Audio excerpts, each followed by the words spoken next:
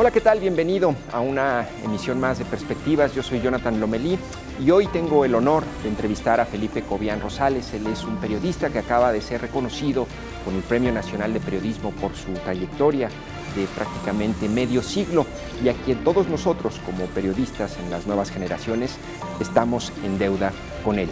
Será un honor platicar con Felipe Cobián Rosales. Lo invito a que se quede conmigo en este espacio de Perspectivas. Comenzamos.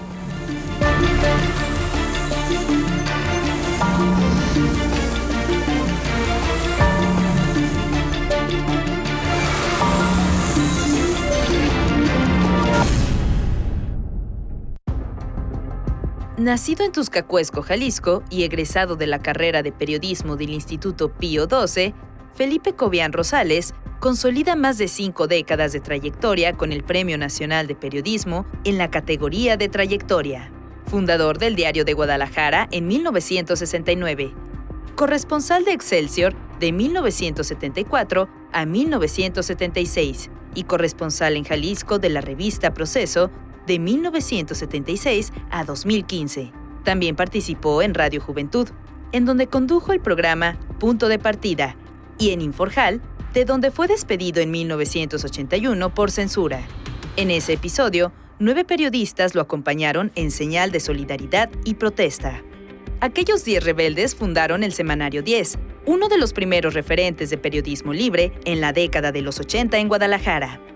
Junto a Antonio Jaques investigó en Tijuana el asesinato de Luis Donaldo Colosio. Su cobertura, siempre delante de las pesquisas oficiales, reveló hechos, datos y nombres cruciales respecto al magnicidio.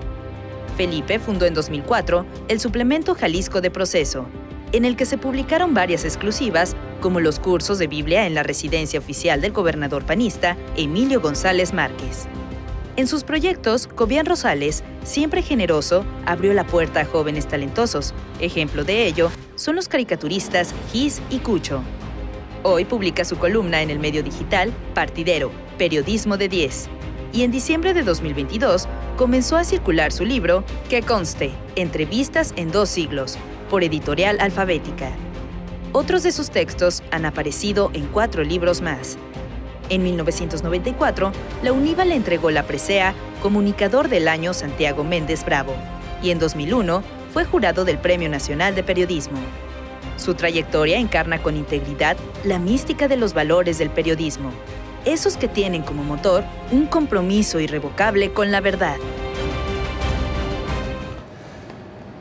¿Qué tal? Bienvenidos a Perspectivas. Empezamos este espacio con nuestro invitado, a quien le agradezco mucho que nos acompañe, Felipe Cobián. Bienvenido, gracias por estar aquí. Gracias, Jonathan, gracias por invitar. Un honor.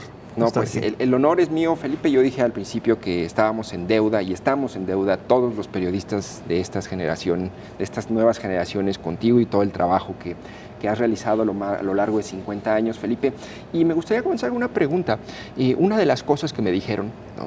Cuando te reconocieron con el Premio Nacional de Periodismo fue: lo aceptó Felipe, ¿no? Era la sorpresa, que habías aceptado el premio, ¿no? Entiendo que rechazaste varios galardones a lo largo de tu carrera. ¿Por qué sí aceptarlo y por qué los otros los habías rechazado? Mira, los había rechazado, no propiamente me los habían dado, me habían sugerido que me proponían para X o Z premio de periodismo a nivel estatal, básicamente. Yo le dije que no, porque algunos tenía que ver ahí con cuestiones políticas, otras con que yo decía, no me lo van a dar, porque había razones, pues, porque estaba inmiscuido el gobierno, porque estaban inmiscuidas las autoridades de algún sesgo político, otros simplemente porque juzgaba que no lo merecía y que no tenía por qué aceptar un premio. Y fue que los rechazaba, pues, que me propusieran algún tipo de premio. ¿Por qué acepto esto? Lo acepto porque fue una propuesta de periodistas de aquí, de la ciudad de Guadalajara, y no sé si algunos de otros lados, pero que finalmente hicieron alguna aportación de mi bueno, mal o regular comportamiento como periodista, ¿no? Y realmente lo acepté en gran medida porque creo que es el primero que se da a un periodista por trayectoria a nivel nacional en el país. O sea, fuera de la Ciudad de México, claro, porque de ahí todo es Cuautitlán, sí. no se tomaba en cuenta. Y lo acepté básicamente en honor de los periodistas que me propusieron, de los que han colaborado conmigo, Claro. Porque si uno es algo en cierto momento, o que se fijaron en mí, fue por la información, por lo que se ha publicado, los articulistas, en fin, que han colaborado a mi lado, ¿no? En Claro. Proceso, Jalisco, en Semanario 10, y pues me resultó que había muchos más amigos de los que yo imaginaba en el medio. Te decía, ¿sabes que uno de mis sueños frustrados fue que yo siempre quise colaborar en Proceso Jalisco? Creo que me faltó un poco de iniciativa para ir y tocar la puerta, ¿no? No era necesario tanto tocar la puerta, simplemente decirme. Así, acepté varios compañeros que llegaron de momento y le dije, sí, cómo no, mándame X artículo. Hasta cartonistas, entiendo, Cucho, ¿no? Salió contigo. Cucho. Y luego inicialmente, y también bueno, ya Cucho ya entró cuando era Proceso, sí. Jalisco, y bueno, ya se pagaba. Pero antes, en Semanario 10, pues varios cartonistas, Gis, Falcón, a quienes debo mucho, pues porque nunca les pagué, eran claro, totalmente voluntarios. Alguien me decía que Trino, no tuve la fortuna pues de que Trino empezara, y ya había empezado creo que en el Occidental, si mal no recuerdo. Y bueno, pues yo a todos ellos les estoy agradecido porque pues fueron parte de lo que ahora se cosecha, fueron fundamentales, fueron pilares.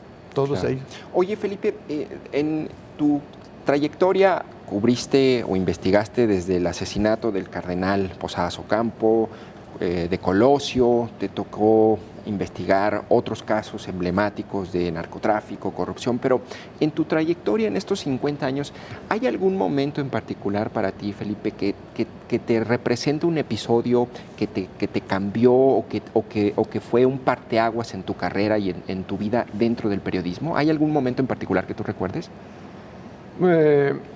No tengo así uno muy preciso, ¿no? Pero sí me acicateaba cuando las autoridades se enojaban por algún reportaje que hacía, cuando pues se descubrían algunas cosas que estaban ahí, casi superficiales, pero que algunos medios o algunos periodistas no querían tocar, no les interesaba. Pero ya siendo como corresponsal, he sido corresponsal prácticamente toda la vida de periodista, que me publicaban lo que mandaba, claro, con fundamento. Entonces, y además, un corresponsal, sobre todo en provincia, en lo que es en los estados, para no mencionar provincia. Como nos llaman. Sí, tú puedes hacer reportajes de todo, o entrevistas, claro, o puedes entrevistar desde un premio Nobel que ha venido o que vino, hasta un embajador, que incluso tuve broncas con él, un embajador gringo. En fin, eso te da una perspectiva diferente, y eso te ayuda pues a hacer cosas muy diversas. Pero hacía algo particular que yo sienta, no. Lo que sí es que cuando empecé a publicar en Excelsior en 1973, empezaron en el gobierno del estado a bloquearme, ¿no? Y nunca me mandaban información, nunca me reconocieron. Es más, creo que nunca me han reconocido como corresponsal, así de manera oficial, y yo me las conseguía por otro lado, la información. Entonces, eso molestaba mucho, y quizás eso me acicateó a dar un tipo de información. Leí ahí entre algunas reseñas que me llamó poderosamente la atención este párrafo. Dice que el exgobernador, es una anécdota de tus andares como reportero, dice: el exgobernador Flavio Romero de Velasco, que lo apreciaba, le dijo en confidencia: señor Cobian, ándese con mucho cuidado, porque cuando uno es gobernador se siente dueño del mundo y no falta quien le haga favores. Eso es una amenaza, ¿no? No, ya había ¿En qué terminado. contexto ocurrió así? Yo con don Flavio tampoco tuve buenas relaciones, incluso me dio mucho coraje, y se lo dije una vez en directo, que por qué, por ejemplo, había destrozado con la plaza, esa megaplaza del centro, o había mandado fuera a la plaza de toros y terminaron destruyéndola prácticamente. Sí. Luego, ¿por qué tumbaba, aun cuando ya había una nueva penal, el edificio que a mí me gustaba, se veía bonito a pesar de todo, de Oblatos, de la penal de Oblatos, que lo destruyó totalmente, que no quedara piedra sobre piedra? Yo le reclamé eso. Le dije, Roma existe porque tiene sus enormes monumentos, si algo fue ignominia, porque su argumento era que fue un centro de ignominia para gente malosa, pues. Y le dije, si algo hay en el mundo, sobre todo en Roma, y por eso es Roma, es el Coliseo, donde había ahí realmente sacrificio de humanos, ¿no? Para espectáculo de los emperadores.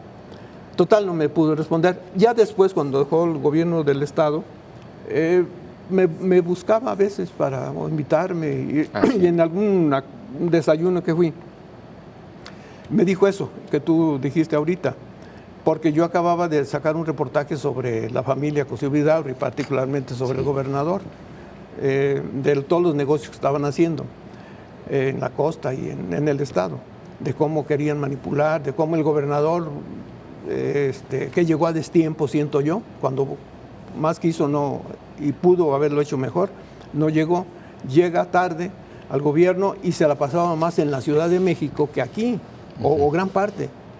Allá lo agarraron las explosiones. Claro. Y yo antes, previo a las explosiones, había publicado ese reportaje en febrero, marzo, no recuerdo, y las explosiones son en abril. Entonces, como me dijo un día Enrique Lázaro, un gran expositor de arte, dice, ¿cómo te ayudó las explosiones, verdad? Dije, bueno, pues así lo interpreta así, porque fue a los 8 días él tuvo que dejar la gubernatura. Bueno, claro. Pero pues tenía atrás toda esa serie de historias. Oye, Felipe, ahorita que dices que te invitaba y platicabas con él, ¿es posible uno como periodista tener una amistad o un lazo estrecho con un político o con el poder, con alguien en el poder? ¿O cómo manejas eso? No, yo nunca tuve así un lazo estrecho con ningún gobernador. Simplemente, pues, si me invitaban a alguna cosa, y fueron dos, 3 veces solamente las que, por ejemplo, que él me invitó. Después Orozco Romero, que alguna vez también tuve una confrontación fuerte. Pues con todos. Con todos, sí, con Ramírez Acuña, no se diga, sí. En fin, prácticamente con todos. Con Enrique Álvarez del Castillo por los terrenos de la central camionera, de cómo se clavaron casi 190 hectáreas de un particular y luego, hicieron una serie de triquiñuelas. En fin, no ha sido una vida feliz, nunca fue con un gobernador. Porque simplemente yo, y se lo dije una vez, por ejemplo, a Ramírez Acuña, tú dedícate a gobernar y yo me dedico a hacer periodismo. Que mientes, me dijo en una ocasión así, nos encontramos en la calle, la banqueta, estuvimos discutiendo, que decía que yo mientes, Cobian, a ver, dime en qué miento. Yo no estoy mintiendo, no sabía yo de qué me estaba hablando, pues porque había mucha información que se había publicado. Total, le dije, si miento, escríbelo, dímelo por escrito y yo te respondo por la misma vía. Pues ahí se terminó la conversación. ¿Por qué estaba tan enojado siempre Ramírez Acuña contigo? ¿Hubo un caso en particular o en general tu trabajo? No, lo curioso es que yo creo que como se ensoberbecieron en particular algunos, se ensoberbecieron los panistas cuando llegan al poder creyendo que llegaban por sí mismos, cuando fue en gran medida, o fueron en gran medida los medios de comunicación, o fuimos, o quienes participamos, no solamente yo, sino muchos, que dimos a conocer todo lo que hacía el PRI, ¿no? O sea, no fue cosa suya. Entonces, por esa razón te veían mal, porque tú estabas señalando cosas. Y claro, cuando estaba ya cuando eran ellos oposición, que siempre pasa eso, Sí. Tú dices o denuncias lo que ellos están diciendo. Y cuando llegan al poder y tú sigues la misma línea de denunciar, de descubrir, de hurgar aquí, hurgar allá, dicen que sacan la información de la basura o simplemente como no les conviene, entonces ya se pelean contigo, ¿no? Porque, pero antes nos publicabas cosas que nos interesaba por lo mismo. Yo sigo mi línea y ustedes dedíquense a gobernar. Me suena conocida esa historia, se parece a la del emesismo, ¿no? El emesismo llega así también. Igual, ¿no? está, sí. Es la historia se repite. Sí, se repite la historia. Es que se vuelven arrogantes. Ajá. Pasó con Emilio González Márquez, ahora pasa con Alfaro en gran medida, ajá, de que pues parecen pleito casado con los medios. Hasta se esconden para dar información. Oye, Felipe, y ese como atizarle a los medios, o sea, el presidente, Alfaro y eso, yo quisiera entender, ¿era lo mismo hace 50 años, hace 40 años que ahorita? ¿O hay como un mayor, cuál es la diferencia? ¿O es lo mismo? Yo no veo o sea, mayor diferencia. No hay que sorprenderse. No me sorprende, pues, porque ha pasado, por lo menos en esta época, ha pasado en prácticamente todos los medios, en todos los gobiernos que ha habido. Ajá. O sea, sean de un partido, sean de otro, yo no creo en los partidos, te soy sincero, no creo en los partidos, pero cambian, aparentan una cosa siendo candidatos y luego ya cuando son gobierno, creen que por ellos y para ellos y para los suyos es todo, ¿no? Pero al medio de comunicación, cuando es crítico, o el periodista, y ya nos ha pasado a muchos, ya te ven diferente, ¿no? ¿Cuál fue como la amenaza más intimidatoria que tuviste en tu carrera? Por ahí la describía alguien, ¿no? Te lo platiqué y sí. Una vez que, estando en Notisistema, vimos a hacer un reportaje, Rosa María Ibarra y yo, en paz descanse, a una colonia muy regular. Y pues yo llevaba, digamos, las ideas más claras. Total, me vio muy agresivo el fraccionador ese, y me encierran en un cuarto y ponen la pistola sobre un buró. ¿De veras? Sí. Eso fue así lo más directo, eso fue.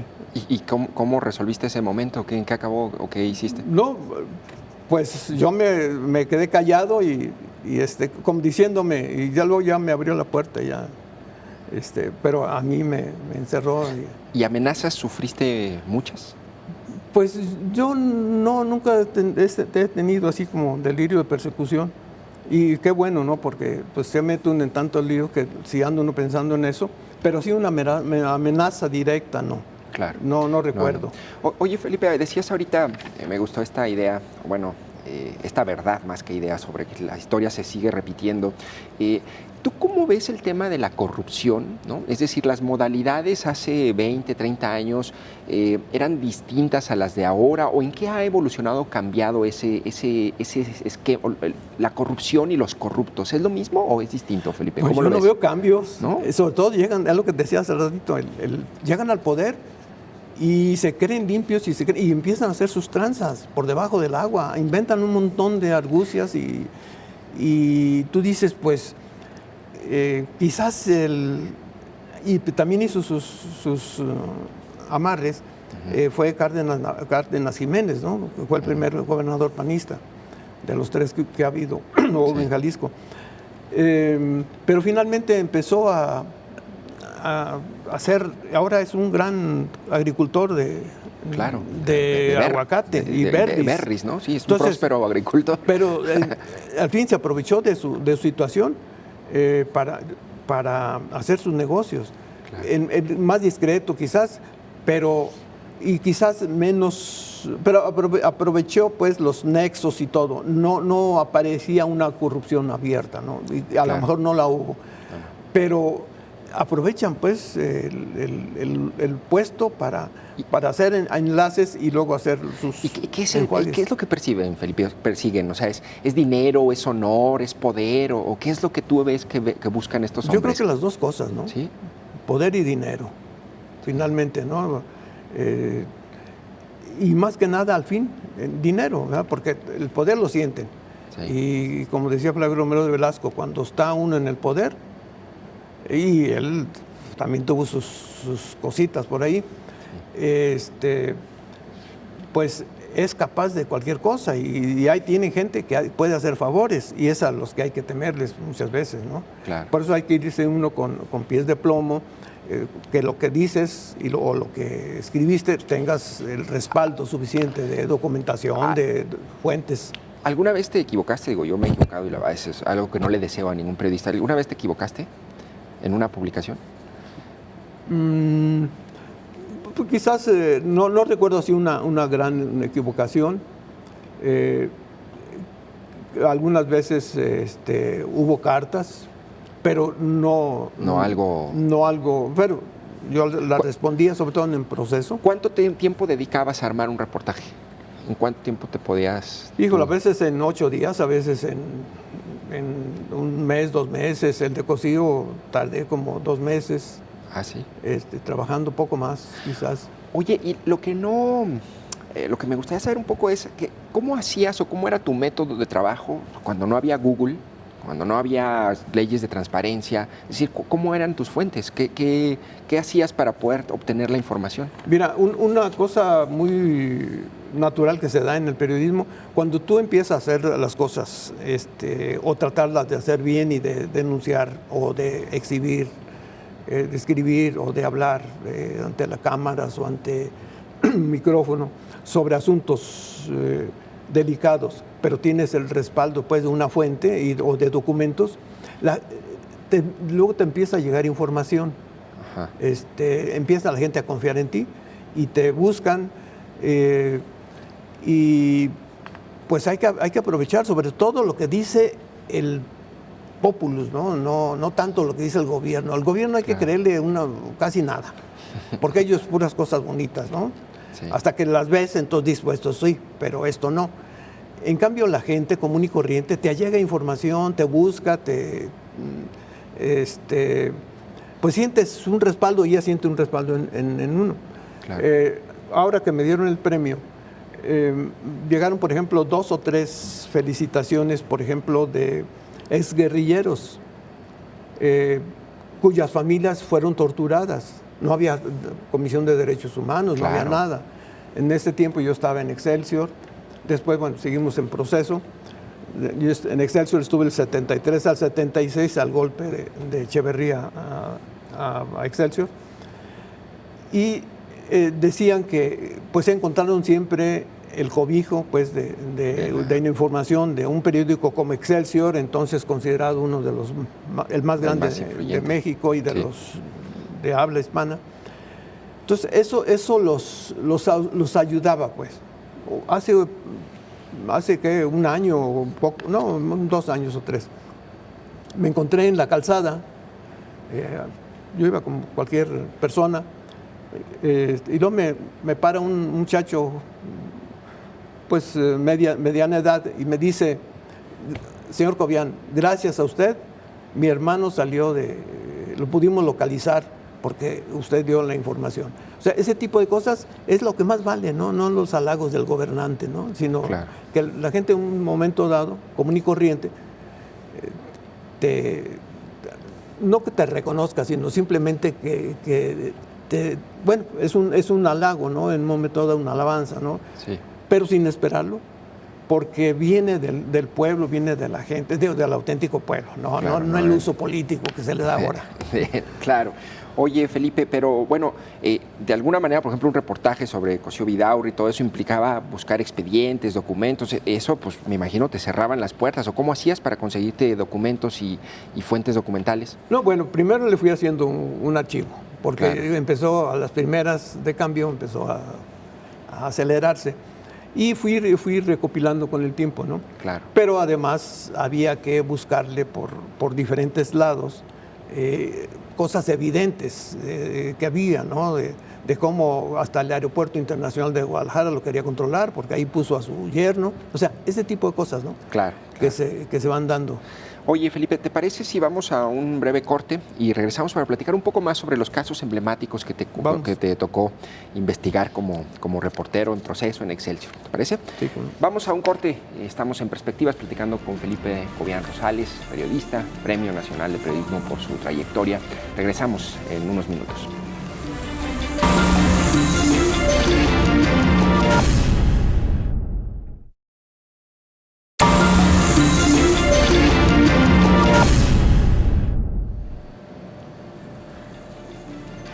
Gracias por seguir con nosotros. Estamos platicando con Felipe Cobian Rosales, Premio Nacional de Periodismo por trayectoria. Y bueno, Felipe, me gustaría continuar la conversación contigo sobre los casos más emblemáticos que te tocó cubrir.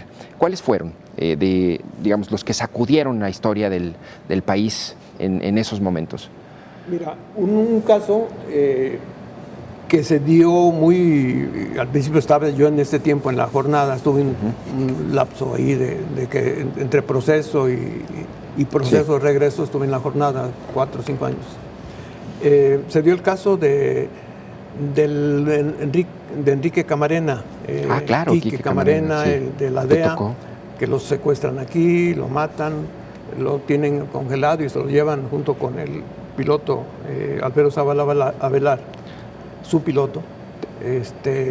¿Qué recuerdas de ese caso en especial, Felipe? En especial recuerdo de ese caso la masacre del Mareño, donde murió toda una familia de 6 miembros, que llega y es la Policía Judicial Federal a cargo de Armando Pavón Reyes, la que masacra a una familia en Bellavista, cerca de Bellavista, en el Mareño, es un ranchito, es como una especie de hacienda que fue. Masacran a toda la familia porque este señor supuestamente era el que había secuestrado, era el culpable del caso Camarena. El señor, su familia, es un señor de armas tomar, ciertamente, pero tenía armas para defenderse. Bueno, eso pasa mucho y más ahora en muchas partes del país. Masacran a la familia y le echan la culpa. Aquí en Guadalajara traen toda la información, habiéndose introducido a un estado diferente, pero era la Judicial Federal. Se traen el caso aquí y a las personas que pasaban por ahí, sobre todo los familiares, esposas, las viudas, porque fueron 2 viudas, los traen aquí y llenan una mesa casi tan grande como esta de muchas armas, que esas les encontraron a ellos, cosa que resultó falso.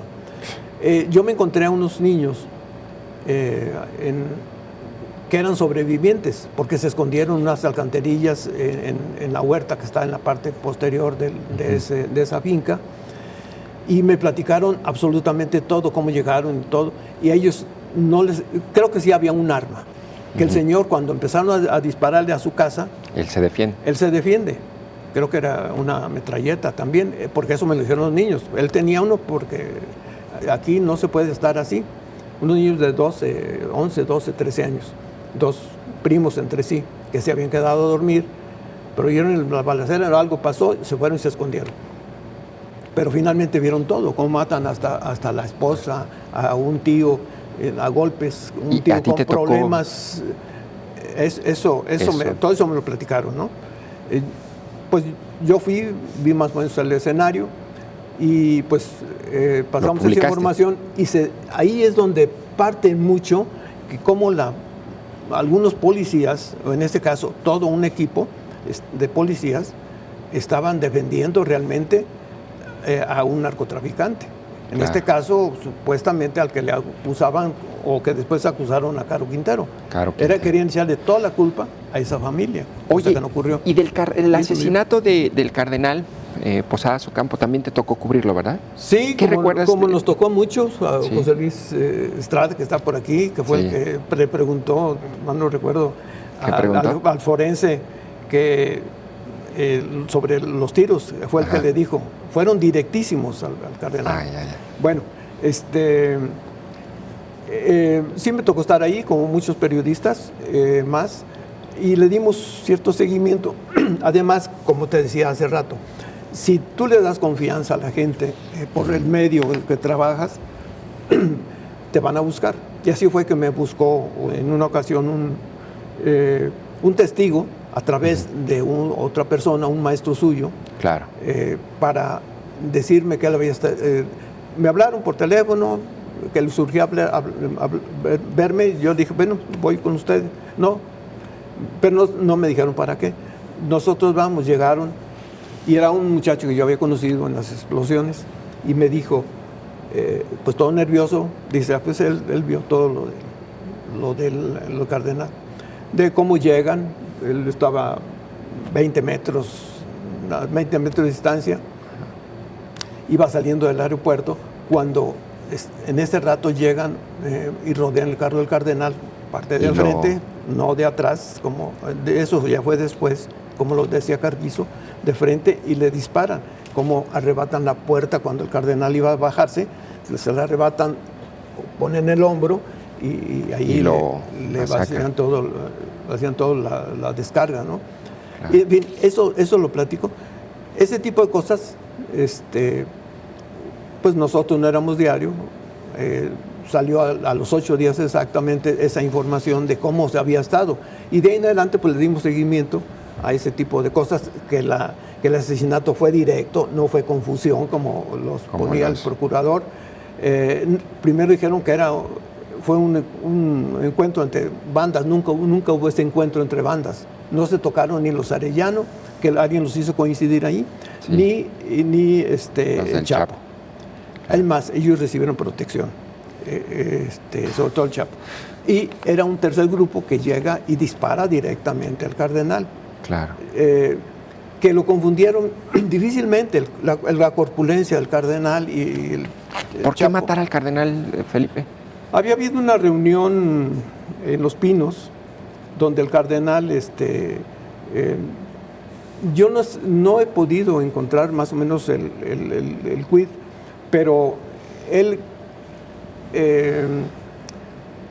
pues creo que quiso, no, en confianza, porque se habían hecho amigos él y Salinas Arrizde, que habían establecido relaciones con el Vaticano mutuamente. Le dijo, señor presidente, pues aquí sucede que hay familiares cercanos a la presidencia que andan en esto del narcotráfico. Entonces le exigieron ahí, estaban varios, estaba Colosio, estaba el que le quería competir, Camacho, y estaba Córdoba Montoya, el presidente, y otro prelado ahí junto con el Cardenal. Entonces le dijeron que no se metieran en eso y que tendría todo el apoyo del gobierno para su misión. Él da un manazo en la mesa y se levanta, y Córdoba Montoya le arroja la puerta a espaldas. Y de ahí ya hay otras cosas que estoy todavía averiguando. ¿Sigues investigando ese...? No investigando, pero sí jalando hilos. Jalando hilos, ¿no? Pero el caso, pues, de un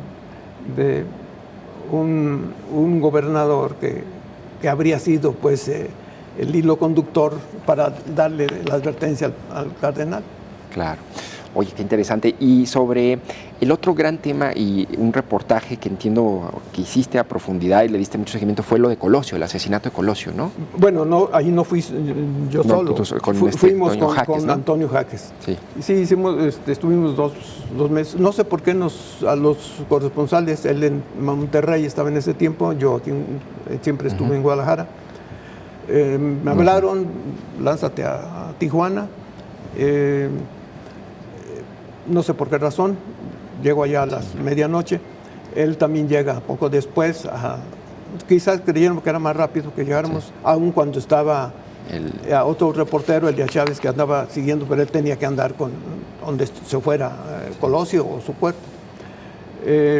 Total, nos dejaron allá 2 meses investigando y sí logramos algunas cosas. ¿Tú qué piensas que pasó, Felipe? ¿Qué hubo detrás? ¿Fue un crimen de Estado o no hay? Sí. Eso sí, bueno, es sin por duda. ahí en una entrevista que tengo ahí con el papá de Colosio, él dice que es un crimen de Estado, que es un crimen político.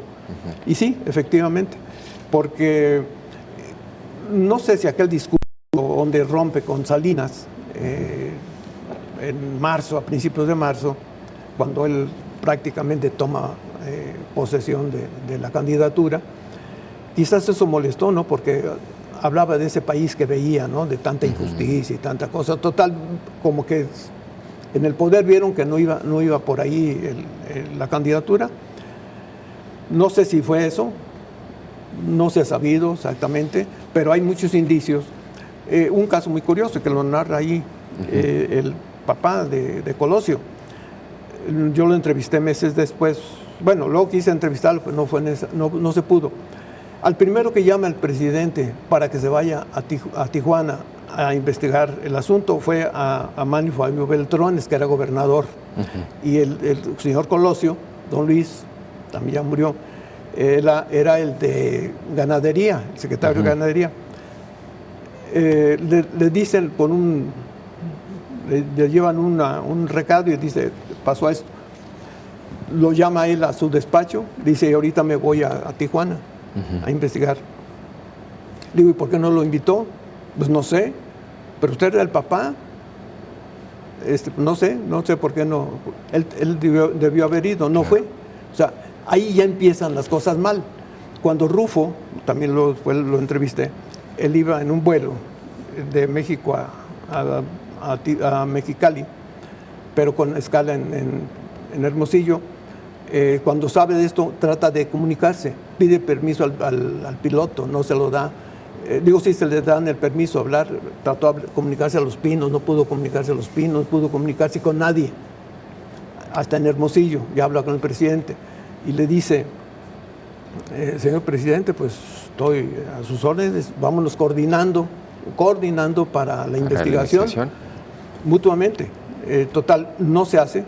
Le dice, no, ya vuela para allá Diego Valadez, que era el procurador. Claro.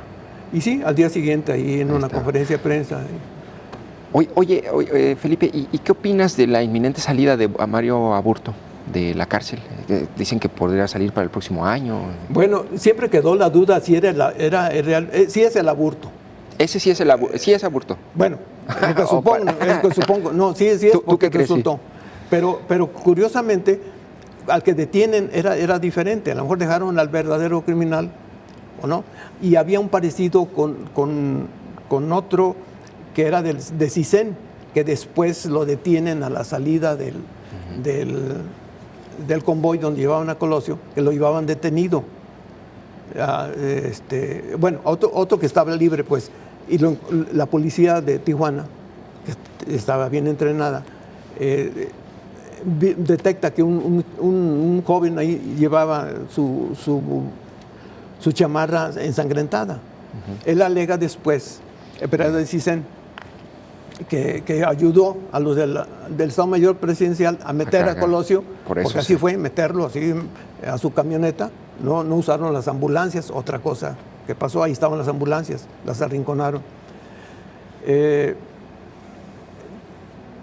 Todo eso te dice, bueno, entonces, ¿qué pasó? ¿Y cuál es tu hipótesis? ¿Por qué actuó el Cicén ahí? Que luego lo dejan en libertad. Claro. Y había uno muy parecido a ese, no al Aburto actual. Sí. Aburto, bueno, asumió que sí, ahora dice que lo torturaron y que va a salir en libertad, pues de acuerdo con... Es que no debió... Es otro detalle que se nos olvida, y por ahí lo señalamos en uno de los artículos de Proceso, en los reportajes. Salinas cambió la ley, el Código Penal, lo sugirió, total, fue una iniciativa de él para que se atrajeran ciertos delitos de los estados hacia el poder. Los cambió meses antes, un año antes. Ya. Entonces, con ese poder de atracción, se llevan el caso y a Colosio allá, y se llevan a Aburto, y se llevan todo en la misma noche en que ocurrieron los hechos. Claro. Y acá manipularon muchas cosas que no eran. Entonces, y debió haberse juzgado, pues sí, conforme a la ley de allá, que es 30 años, ¿sí? Y no 40. Y no 40, sí. Entonces, por esa vertiente es por donde va a conseguir. ¿Y tú sí crees que ese es el aborto que disparó? ¿El que está No ahí tengo, detenido? no tengo certeza porque hay incertidumbre. se ve más cachetón desde el momento en que el otro era más afilado, al aborto que detuvieron, que a lo mejor nomás siempre le dieron ese nombre de aborto, ¿no? Pero porque sabían, ya tenían otro detenido para inculparlos a ellos. Pero ahí sí hubo una participación de un agente de CISEN, de cuyo nombre ahorita no me acuerdo exactamente. Oye, pues qué historia está tocado vivir, ¿no, Felipe? Es decir, es como ver en primera fila los acontecimientos del país más importantes, ¿no? Pues son suertes, ¿no? Y ahí sí fui un periodista con suerte, ¿no? Porque primero yo ni siquiera esperaba que me mandaran a Tijuana a trabajar en donde yo no tenía mayor. Y a Jaques, ¿no? Que hicimos un equipo ahí. Oye, Felipe, ¿y cuál es tu diagnóstico en estos momentos del periodismo en el país? ¿Qué ves? Híjole, pues veo un periodismo que empuja jóvenes periodistas como tú y otros más, gracias, que están empujando fuerte y que están ganosos de decir la verdad, de escribir o denunciar lo que existe. Pero veo también por otro lado, y hay periodistas muy valientes en la actualidad, por otro lado, pues el riesgo del acabar con todo lo que son organismos autónomos del gobierno, ¿no? Independientes. Eso se me hace muy, muy riesgoso, ¿no? Uh-huh. Todo lo que es el INAI, lo que es el INE, bueno, es otro asunto, pero va pegado con esto. El que los medios finalmente terminan alineándose, y creo que han ido alineándose ahora muchos. ¿Más que antes? Pues no sé si más, pero por lo menos es más visible por lo de las redes sociales y por todo lo que se difunde. Hay cada vez menos medios así totalmente independientes, y ahora como algo les ofrecieron, pero yo veo que algunos están retrocediendo en información, por ejemplo, dosificando a la oposición y dándole todo a la precandidata, a la banderada, a la del bastón de mando, y están descobijando a otros, ¿no? Lo veo así, como que algo hubo por ahí. ¿Y qué fue lo que ha hecho caer en esta crisis también? Por ejemplo, ¿qué opinas de los periódicos? O sea, ya son delgaditos, tirajes cada vez menos. ¿Qué hicimos mal? ¿O qué debimos haber hecho distinto? Pues no sé, yo creo que, bueno, es la tecnología que nos está ganando, ¿no? La gente lee menos. Lee mucho menos. Se ha formado un círculo vicioso. En primer lugar, los periódicos, algunos, cada vez publican menos información de interés. Periódicos sin noticias, dices, ¿no? Sí, sin noticias, ¿no? Sí, a veces comentarios y muy buenos de colaboradores, pero están olvidando la noticia, el análisis de la noticia, la crónica, el reportaje, que es el rey de los géneros periodísticos, y se está dejando de lado, sobre todo, al periodista, como se le deja solo. Y los periódicos, por ejemplo, cada vez están más delgados, ciertamente, porque ya la gente lee más en su celular o en las computadoras, y lee menos en el periódico. Pero pues hay una cosa que es perdurable, ¿no? Que lo escrito permanece y, claro, lo hablado pues se va. Entonces, yo creo que van a sobrevivir algunos periódicos, no muchos, pero que van a reunir toda la información, que van a ser más analistas, más críticos, pero a los periódicos que están dosificando la información van a desaparecer más temprano que tarde, porque no quieren invertir en el periodismo, en la investigación. Oye, pero tú hablas, Felipe, con los dueños, ¿no? Y los dueños te dicen, bueno, pues ¿cómo voy a invertir si esto no me está dando un negocio? Yo tengo un negocio, ¿no? Es decir, ¿de dónde le saco si ya no me llega el dinero, ¿no? O sea, ¿ahí es como una paradoja o cómo resolvemos eso? Sí, es una paradoja, porque hicieron mucho dinero algunos medios en su momento. Sí. y tienen dinero. Lo que pasa, no quieren sacar de su bolsillo y hacer una inversión y decir, bueno, vamos a irnos por esta línea de informar, de tener buenos colaboradores, buenas investigaciones, y ese periódico se va a leer. Y al mismo tiempo jugar, claro, también con la cibernética, ¿no? Pues claro, que aparezcan, que los veas en Internet. Por ejemplo, ¿qué opinas de qué ha pasado con Proceso? ¿Cuál es la revista ahorita? A mí me da la impresión de que ya no es la Proceso de hace 20, 30 años, ¿o sí? No. ¿Qué ha pasado? Pues no sé exactamente qué ha pasado ahí. No, quizás menos tiempo, porque el Proceso sí, creo que siguió hasta hace 10 años, quizás 8, haciendo con mucho empuje. Que sí, decayó un poco por la salida de don Julio, sí, que siempre estuvo ahí en Proceso, pero más bien fue la cuestión de imagen, ¿no? No sé exactamente qué esté pasando, estoy un poco retirado, ya digo, de allá, pero quizás se están haciendo las cosas un poquito más superficiales, más ligeras, pero yo creo que sí tiene que volver, o debería de volver a sus andanzas. Oye, Felipe, ¿y ahorita en qué proyecto estás? ¿O qué estás trabajando algún reportaje, algún libro o algo próximamente? Bueno, tengo ahí dos o tres, bueno, están parados ahorita. Uno porque no le hay todavía pies ni cabeza, otros ya están ahí nomás por cuestión económica que no los he hecho. Pero bueno, son 3 librillos ahí. ¿Sobre qué? Pues sobre la actividad periodística, ¿no? Sobre reportajes, crónicas, otras cosas, algunas cosas inéditas y otros también. Este libro, por ejemplo, que consta de entrevistas de 2 siglos, ¿este libro a qué personajes están incluidos aquí?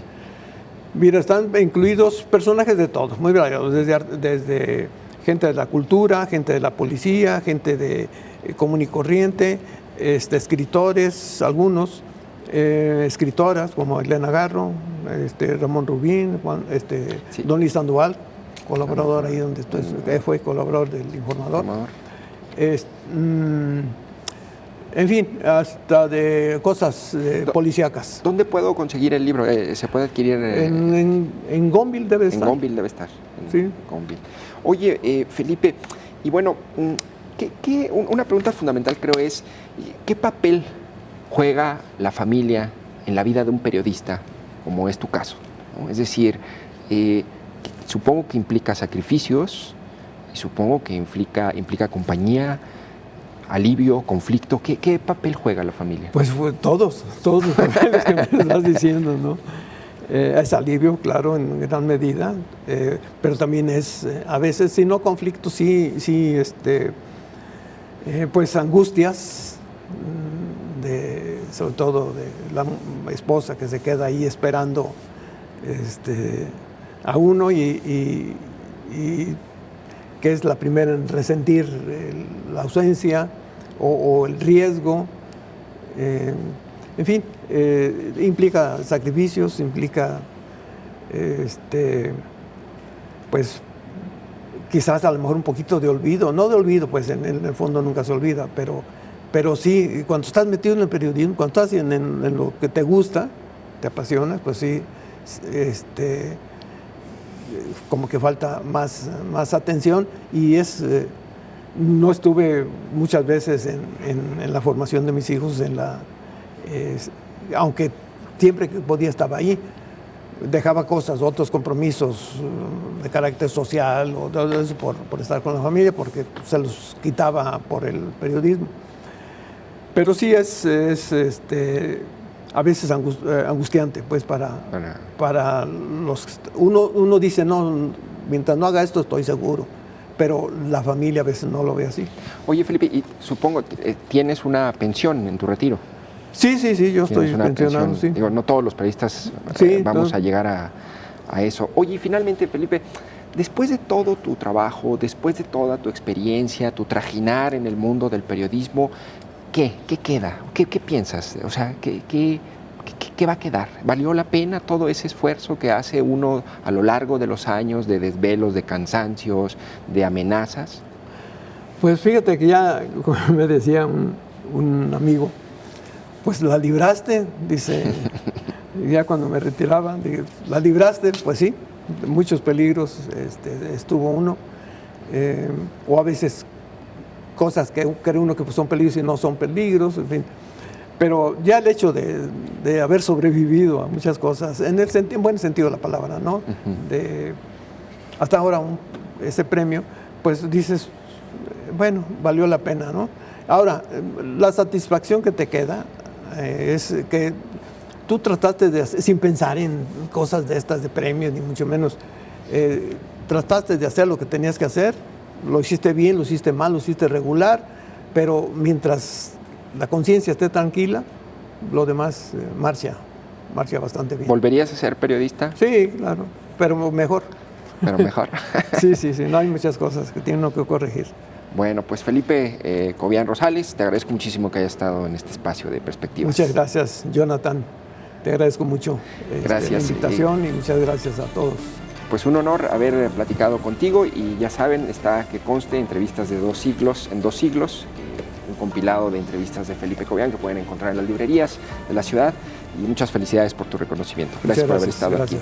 Yo soy Jonathan Lomelí, gracias por haberme acompañado en este espacio de Perspectivas. Nos vemos, nos escuchamos y nos sintonizamos en la próxima emisión. Muchas gracias.